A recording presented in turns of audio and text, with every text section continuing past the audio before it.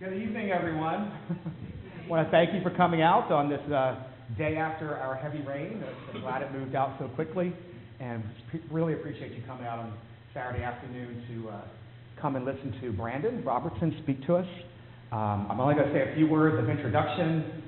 We've been introducing him for a few weeks in church anyway, but Brandan has been described as one of the most hope-inspiring young Christian leaders and voices in the world today, fresh back from a summer tour of England and Ireland and Scotland, and at the White House last week, I think. And we're very happy to have him here in Wilmington. He has written a book called Nomad, which copies are available for purchase here at church, about his spiritual journey so far in life, and we're just very excited to have you be with us today. Let me open us in a word of prayer, please.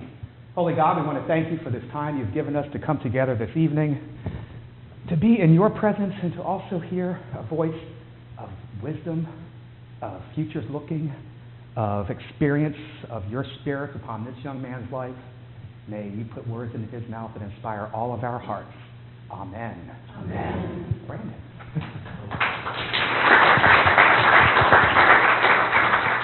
Well, thank you all so much. It is so good to be here in Wilmington. I've never been out this far east in North Carolina before, and so it's good to be out here with all of you. And yeah, thank you for coming out after this almost hurricane, and being willing to sit here in this beautiful weather on a Saturday afternoon to hear me talk. So yeah, I'm in the midst of a book tour. We just had. You turn your mic on.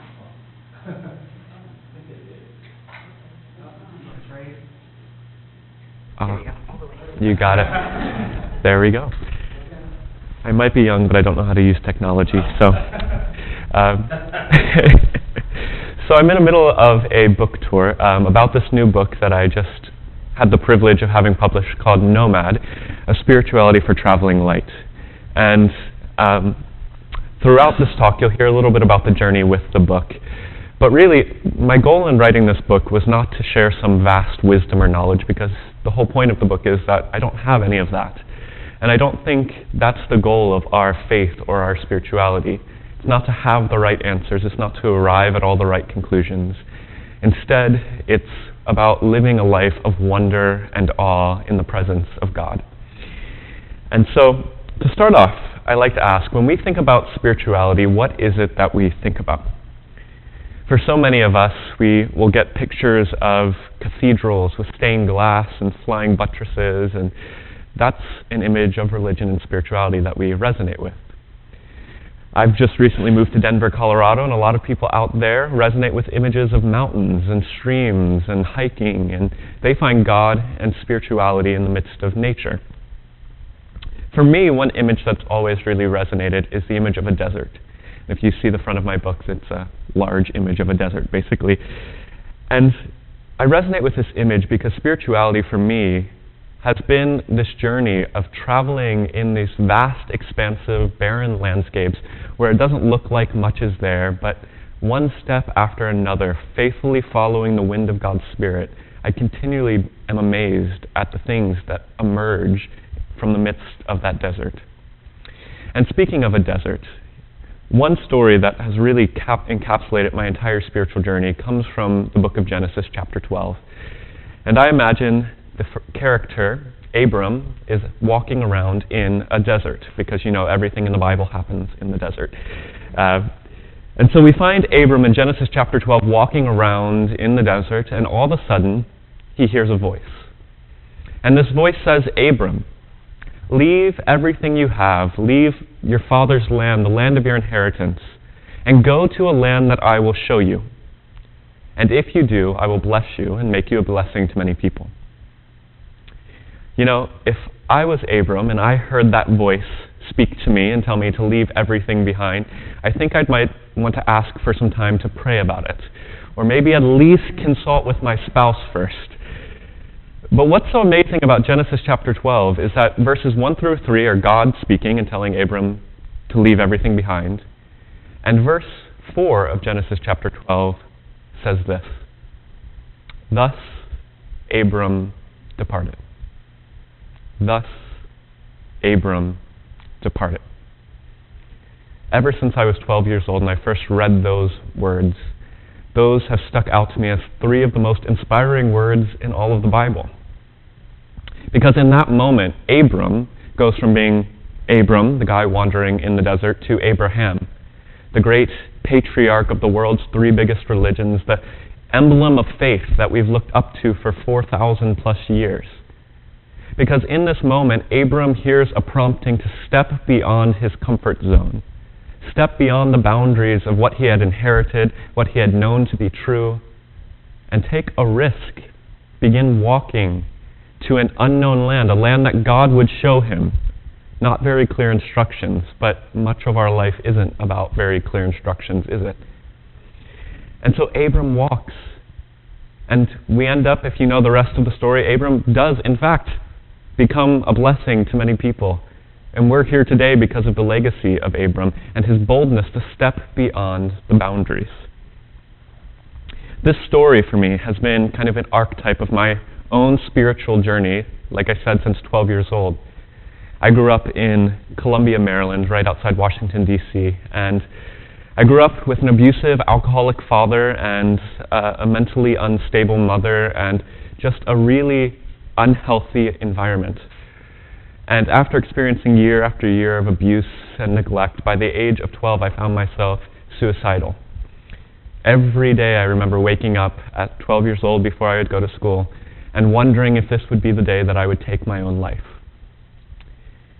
And it's in this period of time that about 5 trailers up from us, there was this crazy family that we knew in our neighborhood as the religious folks. They went to church 3 times a week, they were homeschooled, they wore long dresses, their dad was in the military. And I ended up becoming best friends with their 2 daughters. And like good religious folk, they invited me to go to church with them. And so I started attending a large fundamentalist Baptist church in Baltimore, Maryland when I was 12 years old. And after attending for a few months and hearing a message about a God who was a father that was better than my earthly father could ever be, a God who loved me despite of all my flaws and failures, I gave my heart to Jesus and my life was transformed. And that launched me on this spiritual journey. Out of this barren land where I didn't grow up with any religion or spirituality at all. My family didn't really practice any faith. We kind of believed in God, kind of not. And now I had discovered a God, a faith, a gospel, a good news for my young life. And I experienced almost a 360 transformation. I went from a boy who had no hope and no future, I had no plans to make it to be 20 years old, to a boy who felt like God had a purpose and a plan for my life. Within about 4 months of getting saved, I had another experience where I was in my backyard with my Bible, and I felt a distinct call from God to be a pastor. And so from about 12 years old onward, I started a street preaching ministry and started self-publishing books, because that's what the pastors on TV did.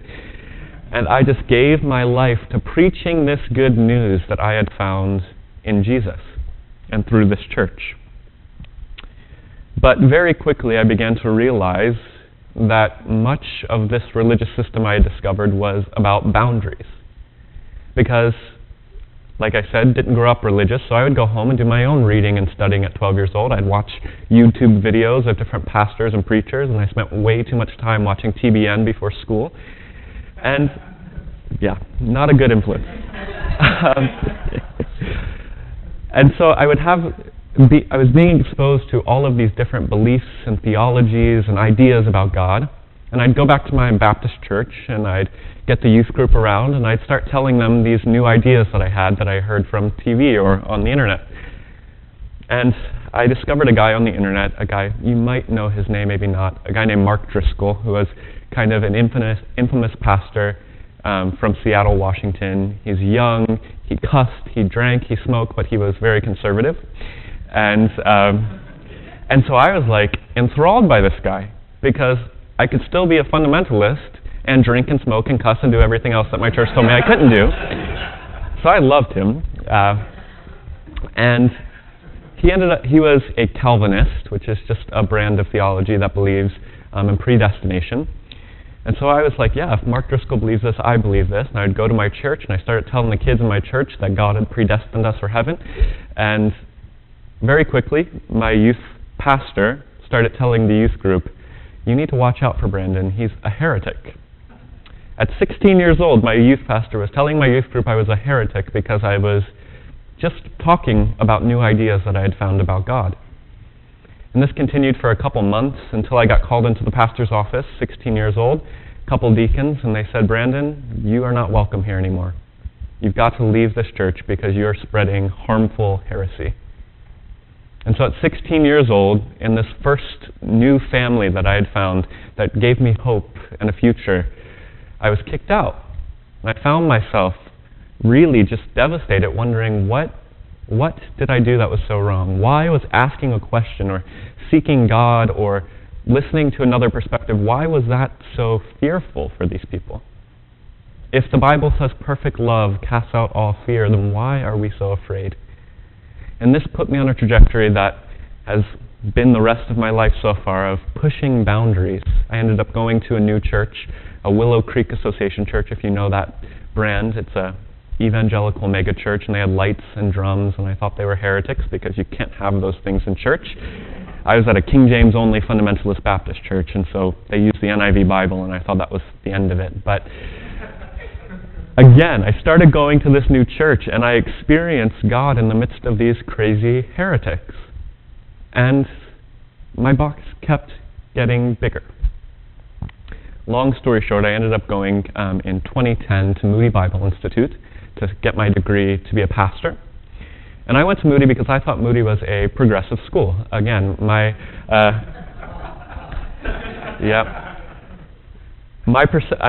dream schools were Bob Jones University and Pensacola Christian College. And so I had gone online and looked at Moody and saw that I could hold my girlfriend's hand on campus. That was in the student life guide. And I was like, holy cow, this school is great. I'm going to go there. So I went to Moody thinking, oh, this is going to be a nice middle ground progressive school. And yes. To be fair, Moody's no Bob Jones University, so that's one thing. But I started going to Moody, and also this is really good advice. If any of you ever want to start a fundamentalist Bible college, don't put it in the middle of one of America's biggest cities. It's right in the heart of downtown Chicago. And so I would go to my classes at Moody, and I'd be learning all of this good doctrine. But then I'd go out into Chicago with my friends, and I'd experience God in places that God was not supposed to be. So me and my friends had this experiment freshman year that we were going to go to a different church every Sunday, churches we had never been to before because we've never had this freedom in our life to do it. So we went to a Catholic Mass, and I sat in the midst of the Mass, and I was expecting this to be Mary worship, and I was told that the Catholic Church was the great whore of Babylon from the book of Revelation. So I was expecting it to be terrible. And I actually heard one of the most gospel-rich sermons from a priest that I'd ever experienced before. And I sat in this Mass wondering, why is God here with these people? God only belongs to us. And this kept happening. It happened in the mosque that we visited and among the Mormons that we visited.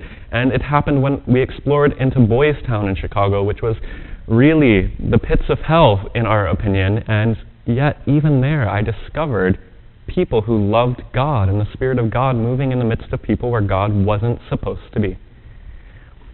And so I started a radio show at Moody. This sparked this desire to keep pressing these boundaries, and I wanted to expose my student body to what I was discovering. And so this radio show was called The Bridge, and we would interview famous theologians that had different perspectives. So we would interview people like Tony Campolo, if you know that name, or N.T. Wright. And the show actually was very successful. The students at our school really liked getting the chance to hear directly from these people, until the day that we announced we were going to interview a man named Brian McLaren. And if you know anything about Brian McLaren from the evangelical world, he is Satan incarnate. If you actually know Brian McLaren, he's the most Christ-like person you'll ever meet. But we announced that we were going to interview Brian, and within 10 minutes of posting that on the internet, I got an email in my inbox. The Dean of Students said, "Brandon, your show is canceled immediately, and we need you to come to our office." So I wander over to the Dean's office, and again, I find myself in this familiar situation, sitting down in a chair before the Dean and two professors of theology, and for the next hour and a half, they put me through a theological inquisition. What do you believe about heaven, hell, the Bible, homosexuality? And I wondered why I was being questioned about all of these beliefs. What had I said that made them think I believed anything differently? The answer was nothing. I passed their test with flying colors. But at the end of it, they said, "Because you're talking to these people, we're worried about the path you're walking down. These people are deceivers. They're going to pull you away from God. They're going to pull you away from your calling." And because I passed their theological inquisition, they couldn't do anything disciplinary. So they said, "Brandon, you're free to go. Your show's still canceled, and we want you to know for the next 3 years we're going to be watching you. And if you make any more of these slip-ups, you're going to be done." So I walked back to my dorm room, and I collapsed onto my bed and cried, because once again, in this environment where I was only seeking to serve God and be the man God called me to be, I was being told that my questions, my talking with other people was wrong. It was dangerous. And in that moment, I really discovered how broken the system of evangelical Christianity was. That if you did not stay within the correct boundaries, within the correct creeds and doctrines and denominational lines, that you were considered an outsider, a heretic, hellbound. And that didn't seem like the faith that I saw demonstrated by Jesus in the Gospels. Jesus was always talking to the wrong people, and that's why he was always getting in trouble with the religious people. And without sounding arrogant, I thought that I was acting a lot more like Jesus was than my school's officials who were calling me into the office and questioning me. And so I kind of responded with a little bit of cynicism, and I started a blog called Revangelical, meaning rethink, reform, and renew the evangelical faith. And I said it's going to be my mission for the next 3 years while I'm in this school to push all the boundaries and get us back to the gospel of Jesus, the good news for all people. I didn't know what that would look like, and I didn't know where that would go. But for the next 3 years, long story short, I continued to push these boundaries. I got called into meetings like that 6 more times before I graduated. Over the midst of my last 3 years at Moody, I started asking questions about my sexuality and ended up being put in a reparative therapy program my senior year in order to graduate. And by the time I left Moody and graduated by the grace of God in 2014, I really left both really disheartened and really inspired. Disheartened because I wasn't sure that this system could actually be redeemed. Not that the people were bad, no. I love the people. I still am good friends with many professors and friends that I made at Moody, but the system that's rooted in fear and boundaries, I don't think that can be redeemed. And so I left Moody and began this journey of what would it look like for me to formulate a new kind of faith for myself. A faith that was beyond boundaries, beyond religious borders, and instead that centered on some core values that Jesus demonstrated in his own life. And that really is where most of the journey in the book Nomad takes place, in discovering the difference between religion and spirituality. Because you see, religion promises to give us the answers to life's deepest questions. Spirituality doesn't promise to give us anything other than to take us on a journey. And in the midst of that journey, we're going to find paradox and mystery, and we're never going to find home. We're never going to arrive at the answers, but that's not the point. Life is about the journey. As pithy as that might sound, life is not about arriving at truth and staking your flag in the ground and having all of the right answers.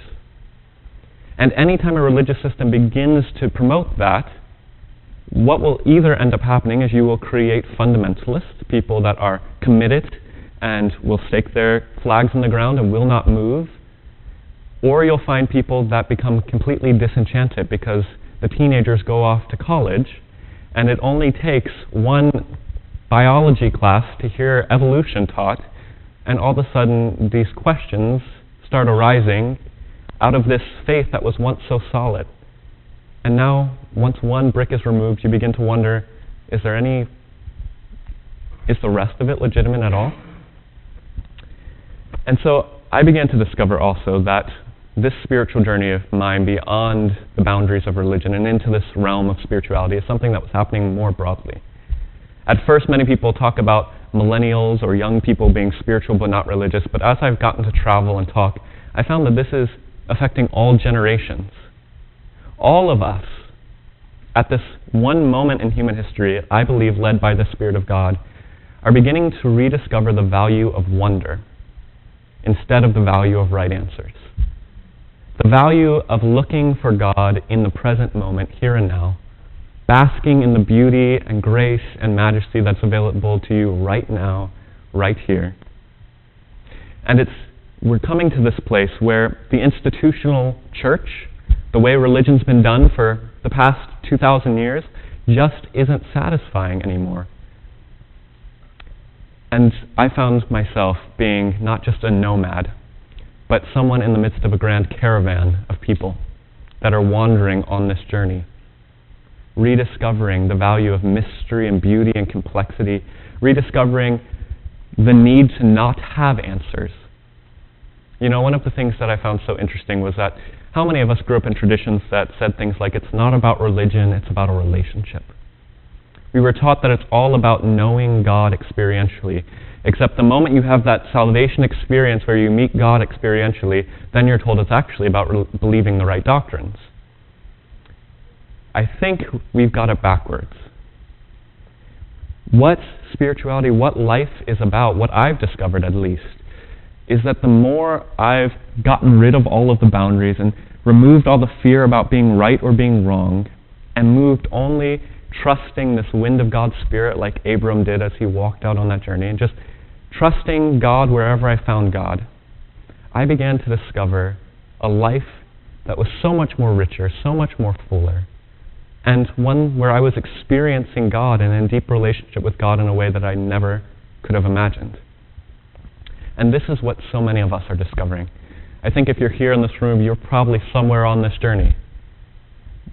We are discovering a new way of being human, a new way of being Christian, a new way of being spiritual. And a lot of people ask me when I go around and talk, what does this mean for the future of the church? What does this mean for the future of religion? And I don't think that there's any easy answers there. I don't think the institution of the church is ever going to go away. But I do think that all of us that are a part of this kind of community need to begin to figure out what it looks like to not try to bring people into a belief system, but empower people to be aware and alert to the mystery and the wonder and the beauty and the awe that surrounds us. And so I'm going to land this by reading just 2 pages from the last chapter of my book, which is, I begin my book with a chapter called Wander, which is where I believe the spiritual journey begins. And I end my book with a chapter called Wonder, which is where I think the spiritual journey should take us. And this kind of sums up everything I believe about spirituality today, and what I believe it means to be a Christian now. And so just come with me as I go into this last page of my book. I begin this chapter with a quote from Rabbi Abram Joshua Heschel, who said, "Our goal should be to live a life of radical amazement. For to be spiritual is to be amazed." As I stood on the edge of Lake Michigan, looking out over what seemed to be a never-ending body of water, tears formed in my eyes. The lights of the city glittered in the distance, and the deep purple skies began to melt into the horizon. As the gentle breeze wafted across the lake and surrounded me, I couldn't shake the feeling that I was surrounded by the very presence of God. The turmoil and anxieties of my life lay just behind me in the city. But in this moment, I stood breathed on by the Spirit of God that whispered silently to my soul, "All is well." This moment was a work of divine art, painted by the very hands that formed my soul. This moment was all that I needed to know that everything was going to be okay. I didn't know what awaited me the next day, next week, or next year, but that didn't matter. Being concerned about the rightness of my beliefs in this moment seemed laughable, because what words could I ever formulate that would describe what I was experiencing in this moment on this beach. This simple, ordinary moment was all that it took to restore a deep peace to my heart. This moment was all that I had, and it was more than enough. If I've learned anything on this short journey of faith, it is this: that in every circumstance or situation there's a vast, untapped beauty lying just beneath the surface. And I believe this beauty is what we call God. Divine beauty isn't flashy or ostentatious. It's raw. It's simple. It's modest. When we live our lives with eyes wide open, looking for God's presence in each and every moment, good and bad, we will live lives of peace, lives filled with purpose, lives filled with wonder. That's what it means to be a Christian, after all. Beyond all of our theology and traditions and practices, to be a Christian means to live every moment consciously aware that in God we live and move and have our being. This is the message Jesus came proclaiming when he said, "The kingdom of God is in your midst." The kingdom is nothing more than the world waking up to the reality that God is our source, the animator of all that is, seen and unseen. When Jesus calls for us to be born again, it's so that we can see the kingdom of God, or to become aware of the presence of God in and around us at every moment of every day. When we are awakened to this reality, everything changes. The way we treat our neighbors, our friends, and even our enemies is fundamentally transformed because we understand that they too exist in the presence of God. As Paul says, we are all his offspring. If Christ is the force that holds everything together, then everything that exists is sacred. Every moment is holy. Every second is pulsating with divine elegance. What would our lives look like if we actually believed all of that? How would we live? How would we face trials and challenges and pain? When we recognize the beauty of God and the beauty of everything else, we cannot help but live with praise on our lips and joy in our hearts. Spiritual nomads in every religion seem to have come to this one fundamental realization: that the way to true and abundant life is to learn to live one's life in wonder.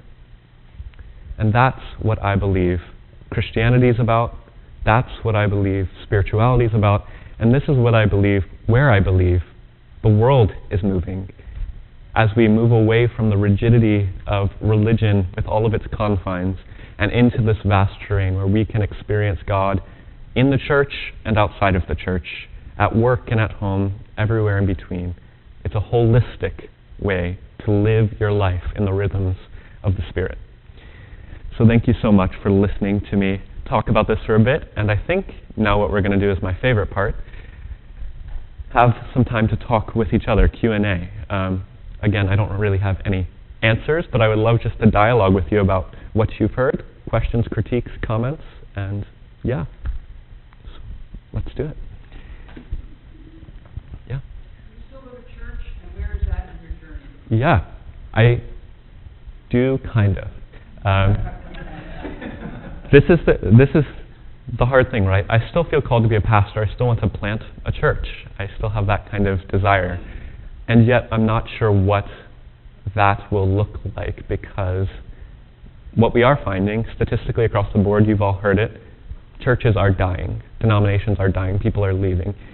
And so I go to a church, a couple of different churches in Denver, maybe 2 to 3 times a month. And what I do, I try to figure out ways to join communities of practice that do spiritual disciplines like throughout the week.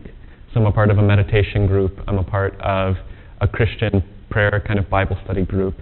But I'm trying to figure out what the role of institutional church is. And again, I don't think it will go anywhere. This has been going on for thousands and thousands of years. This is part of what it means to be human. We need a tribe to be with. But I also think that the shift is towards, again, a more holistic spirituality, where it's not just confined to 1 or 2 days a week that we go to a church, but we have spiritual practice and community in every day of our life. And so we see that happening also in a lot of the big cities. One thing I learned when I lived in DC, I was amazed at yoga studios, which sounds really weird, But hear me out. Churches are wondering where young people are going, and yet I was going to a yoga studio with my friend. My friend was paying $300 a month to go sit in a room, move his body in spiritual postures. Then a woman sat down at the end of the yoga lesson and gave a 10-minute sermon on the meaning of life and death, and then the whole group went out to a bar afterwards. So what I saw there, you have spiritual practice, you have community, you have spiritual teaching and direction, and people are paying a lot of money to do it. And that struck a chord in me to say, there's something happening. Why are people flocking and paying so much money to go to these places and not to the churches for spiritual direction? And I don't know the answer there, but I think if the church wants to survive, we should start taking a few notes from yoga studios and other things like that. There's something there. So, long-winded answer to your question, but yeah. How did you come to terms with your sexuality coming through that fundamentalist beginning? Yeah, I left that part out. The sexuality journey was crazy. I didn't really have a lot of time to come to terms with it. I've only been out for just over a year now. And what ended up happening was, while I was at Moody, I started confessing my sins to some other brothers on my floor, and found out that by the time I was a senior, 15 guys on my floor of 30 confessed that they struggled with same-sex attraction to me. So if that's statistical for the whole school, that means 50% of the boys at Moody Bible Institute are LGBT. Interesting, don't tell them that. But so we had these communities where we'd work through this and struggle through this, and did the reparative therapy program. But then when I graduated Moody, my theology had opened up so much to this place where I wasn't afraid anymore, that I was at least willing to begin asking some serious questions. And it wasn't until probably January of 2015 that I actually found myself secure theologically to be able to make the move to be open. And then a broader story was this book. I had originally gotten a contract for it while I was a student at Moody. I turned in my manuscript to my publisher in January of 2015. In February of 2015, they canceled the contract because of my very public stance for marriage equality. I wasn't out yet, hadn't identified as LGBT, but was just advocating for civil equality, not even in the church, but just in society. And my publisher canceled the contract and said the Christian book buying industry has blacklisted your name. Unless you can sign the statement that says you unequivocally condemn homosexuality, we can't publish your book. And so what happened after that was a Time magazine reporter reached out to me and said, hey, we want to cover your story, and we want to be honest about who you are. And so I talked with her, and she said, I'm going to give you a couple weeks. Take time to talk to your friends and family, do what you need to do, and then we'll push the story out. Well, the next morning, my phone started vibrating, and I had a couple hundred messages pop up on my phone because her editors accidentally pushed the story out the next day. And so my friends and family and everyone in my Bible college found out that I identified as queer, was the word I was using at the time, through a Time magazine article on Facebook. And so overnight, I was kind of outed and pushed into a position of being open about sexuality, which I'm grateful for, and it was traumatic. Grateful because I never had to have one hard conversation. The Band-Aid was just ripped right off. It was there. You can't get any better than Time magazine for your coming out. Like, oh goodness gracious.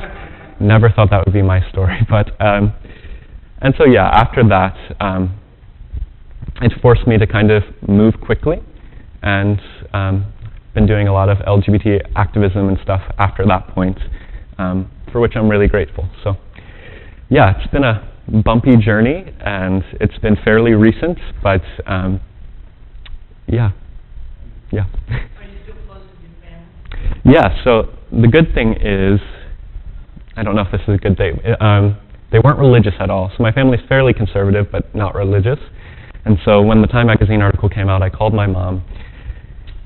Forgive me for what I said. I had like 2 seconds on the phone with her, and I was so nervous that she was going to go online and see this. So I said, Mom, you're going to get on Facebook tonight, and you're going to read an article that says I'm queer. What that means is that I could fall in love with a man, woman, or a dog. Are you okay with that? I was nervous. I don't actually mean that. I know that's the worst thing to say.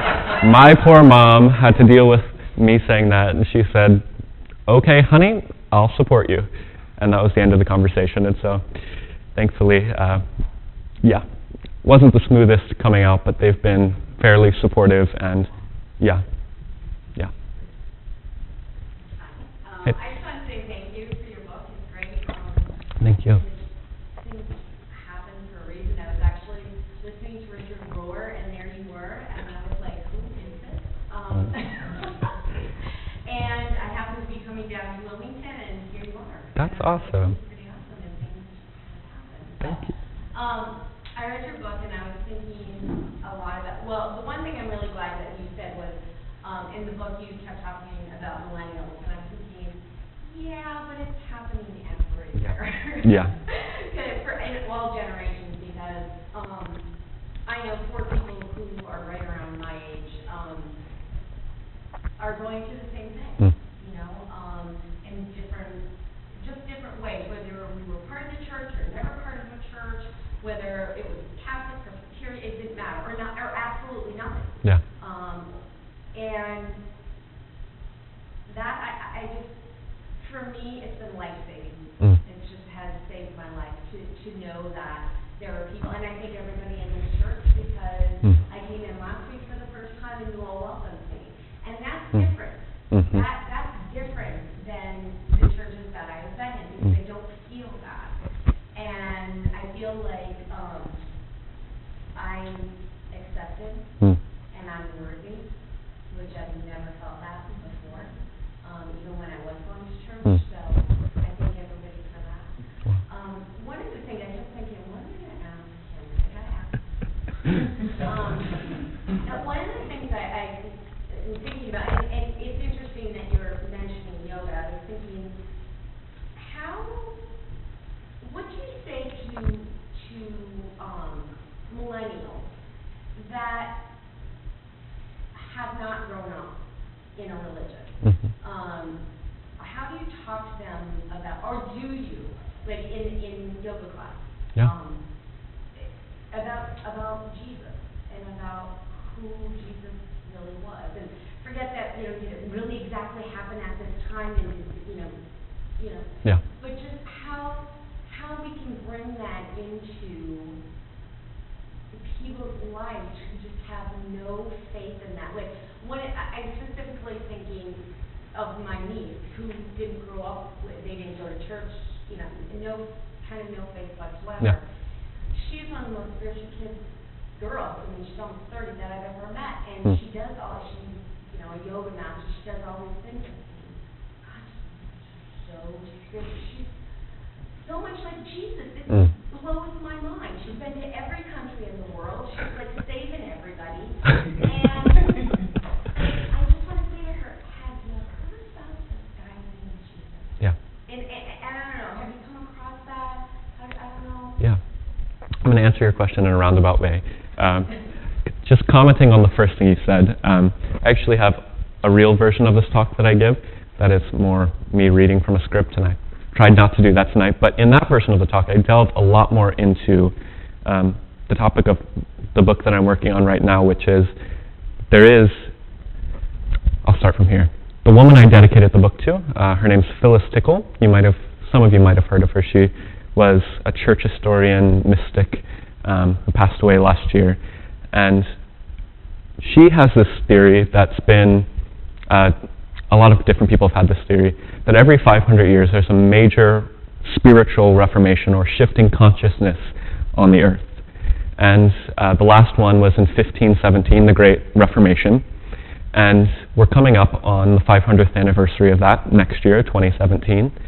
And there's been a lot of writing around what they're calling the age of the spirit, or the second axial age, or the interspiritual age, which is what a lot of philosophers and theologians are saying is happening in the world right now, which is this major shift that's not happening just among millennials, although we're seeing it primarily because we're the first generation to grow up in an interconnected world. through social media. In 5 seconds, we can be watching on your phone a birthday party in the Philippines or the satellite on Jupiter. So we have this connection we've never had before, and all of us have it now. And what this is doing is causing us to have just, one, question all of the assumptions that religion has told us, because it was really easy for a pastor to stand in the pulpit and preach something 70 years ago, and the congregation just kind of had to accept it because they couldn't Google it in 5 seconds and figure out if it was right or wrong. Now, we have all the information in the world in our pockets, and that is causing us to be not more skeptical, but more open and more realistic. And so, they call it the interspiritual age because there's this idea that we're realizing that all truth is God's truth, and we can drink from many different wells, and it's not all going to be found in one version of religion, Christianity, whatever, which is uncomfortable for a lot of us who grew up in a tradition. Somebody like me who wants to be a Christian pastor, what do you do in an interspiritual age? But what we're seeing is just this massive shift that is happening globally. I just got back from the UK in June, and it's the same situation over there. All generations are kind of coming to this place where we're just like, the doctrines, the dogmas that we were taught in our religious systems just don't make sense anymore. So into that, back to the Jesus question, I think the way that I've dealt with that is coming to this realization. Richard Rohr has this great idea of Jesus and the Christ. So the Christian doctrine of hypostatic union, which is an ancient doctrine, just basically says Jesus is fully human and fully divine. And the scriptures talk about Christ in us, the hope of glory. So if Christ is God, is our essence, is the ground of our being, and then Jesus was the fullest manifestation of God, I would say that your niece probably is deeply connected to Christ and might not have the language of Jesus, but she's in a relationship with what we would call Jesus. And so with that, I think there's a place for suggesting she read the Gospels or read something about Jesus, but also realizing that she's actually already in a relationship with the same thing that she might call by a different name. And I know that can sound a little hokey at some points, but I really do believe that if people are connecting with God on a deep level, that God is the same God as revealed in Jesus.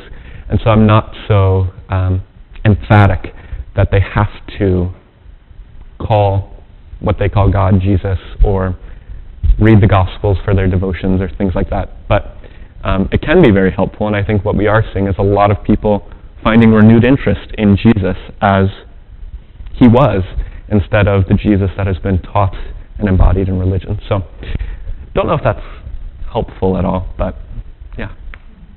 Thank you. Thanks for coming. Yeah. In the face of so many people who try to condemn you and stop you, how did you find the comfort to move on, or how did you deal with that? How did you deal with those kind of things? Yeah, because I had to. I think. So I started therapy recently, so I'll tell you some things I've learned in therapy.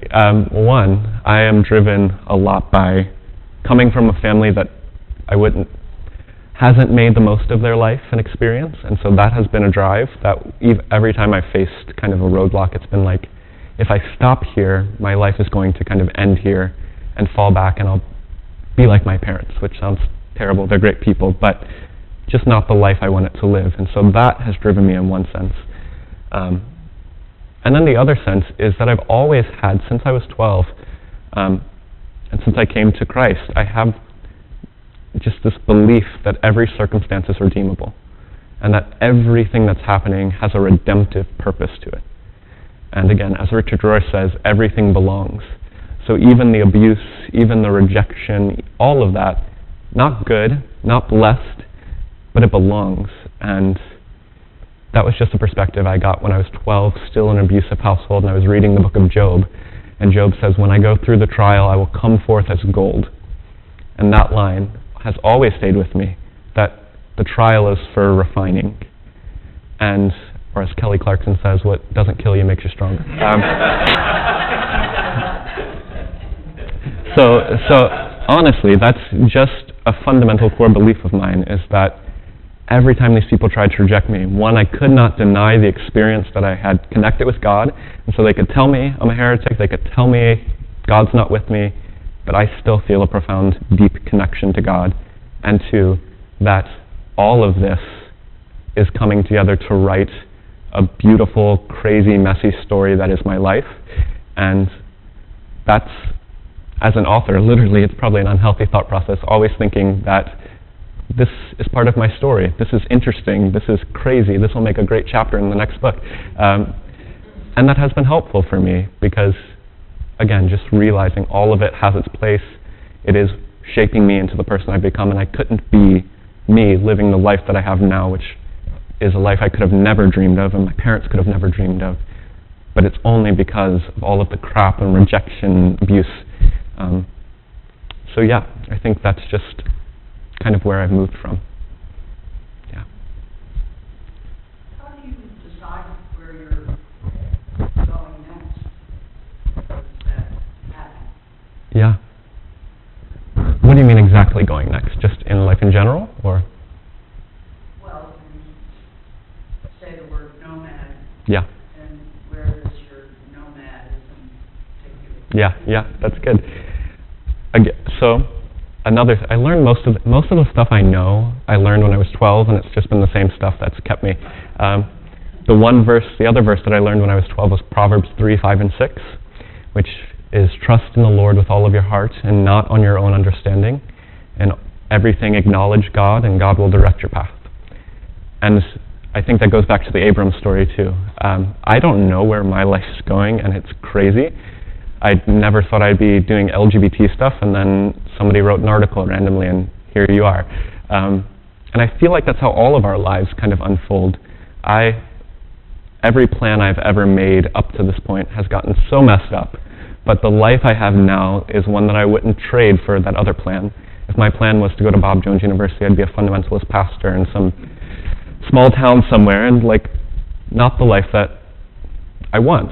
And so I've given up as much as I can planning, and really try to practice this idea of trusting in the Spirit. So whatever comes in my path, whatever connection comes, I'm always asking the question, what does this have to teach me? Where is this having me to go? And that's how I end up in Washington, D.C., and then moving to Colorado and writing a book. All of that has all come not because I planned or pursued that, but just because I said, what opportunity is in front of me? And trusting not in my own understanding, but in what I think is the bigger divine picture. And it sounds very idealistic. Independently wealthy, or? No. I can quote another Bible verse. No. No. I mean, well, that's the sham of it. I'm in grad school right now, so the government's giving me a nice loan to help me live. But also, I've always seen trusting in that. It sounds so idealistic. If I were you, I'd be rolling your eyes at me. But it's so true. How did I pay for college? I didn't get one loan for college. People literally sent checks out of nowhere. I got a check one time for $8,000 from Jesus Christ of Nazareth. Not joking. That's what the check was from. And that paid for a semester of tuition. And my whole college was covered literally by random people that I had never met through networks of people who knew me. And it's the financial piece I've always, and it's probably young and idealistic, but I'm just kind of in this place where it's just like, if this is where I'm supposed to go, a job opportunity will pop up, a project to work on will pop up, Jesus Christ of Nazareth will write a check and it'll come in the mail. So I just try to, at least at this stage, when I'm young and living on government loans, trust that it'll be provided for. So, yeah. What are you studying in grad school? I am in the Masters of Theological Studies program, so just another theology degree. Yes. Gotta love the Bible, you know. Yeah. Can you talk a little bit about, I guess I'll put it in perspective. I'm obviously geeking out with video stuff and working with some people in the denomination about using video on the internet. Mm. And we're discussing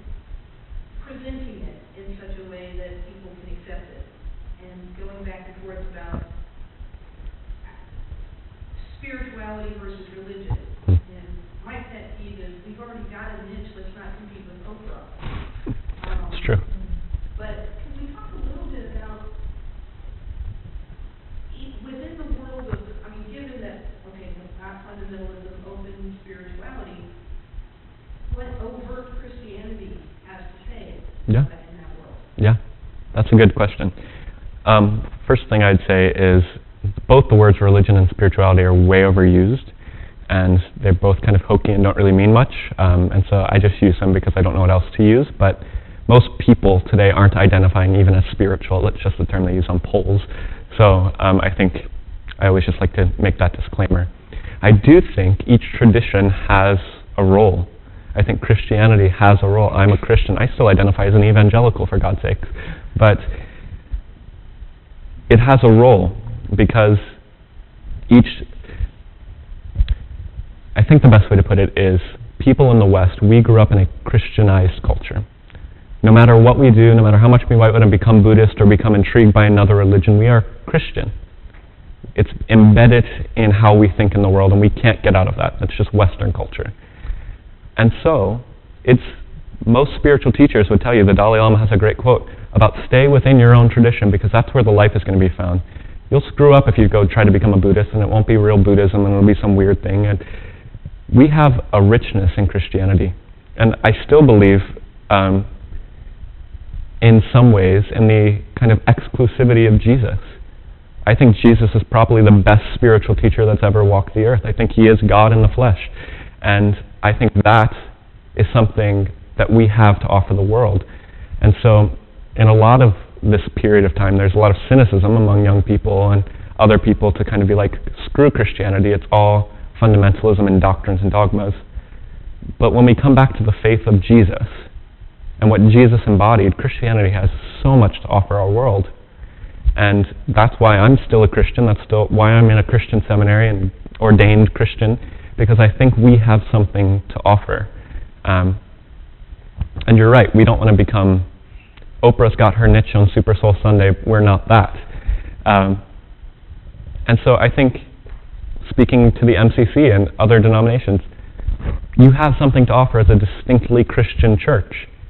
But it has to be a Christianity that isn't the same old stuff that's been peddled for the past couple hundred years in America. It's got to be broader. It's got to be like Jesus, arms wide open, which MCC has a head start on. So, I don't know, I would just say Christianity has a place.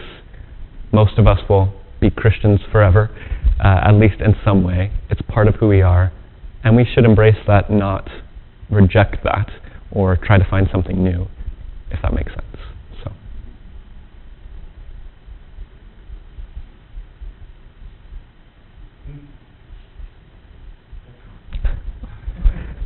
Well, are there any other questions or comments? Well, I want to thank you, Brandon, so much for coming out. Thank you. Thank you. Sorry if I was incoherent from the 8-hour bus drive, but no. I put myself on an 8-hour bus drive. He did not. Let me tell you that. No, you're good. And that was a wonderful talk. And Brandon is preaching at both services tomorrow, and you will find yourself sitting inside of an evangelical progressive church. Can't wait. Can't wait. Love it. So welcome again. Thank you so much. Thank you. Thank you. And there's a little bit of cookies and refreshments for a little while. We have a 5:30 appointment. I haven't told you about yet. But so there's time to hang out, to get your book signed, and talk a little bit more. And thank you all for coming out so much. Thank you. Thank you.